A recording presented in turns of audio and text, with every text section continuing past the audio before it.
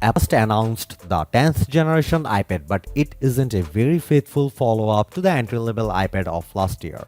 As expected, the new iPad is thinner with flat sides and a bigger 10.9-inch 2360 by 1640 pixel IPS LCD with 500 nits. It's basically an iPad Air 2022 without the M1 processor. Instead, the 10th generation iPad has the A14 Bionic chip with a 6-core CPU, 4-core GPU, and a 16-core neural engine. The tablet is available in silver, blue, pink, and yellow, and in 64GB and 256GB trim, as well as Wi-Fi only and Wi-Fi plus 5G models. That's the faster Wi-Fi 6. The iPad 10 Gen moves to USB-C and supports the first gen Apple Pencil.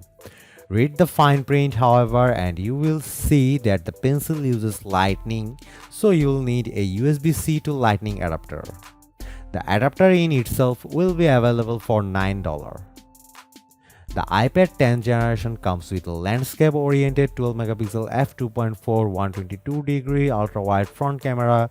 It will fit more people in the frame and supports smart HDR, 1080p video up to 60 fps and extended dynamic range up to 30 fps. On the opposite end is a 12-megapixel f1.8 autofocus main camera with 4K video.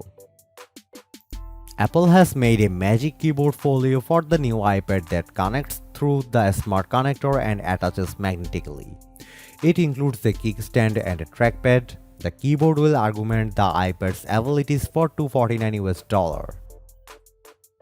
The Apple iPad 10th Gen is up for pre-order now and will ship from October 26 in 1 or 2 weeks, depending on the market. It starts from $449 for a 64GB Wi-Fi only model.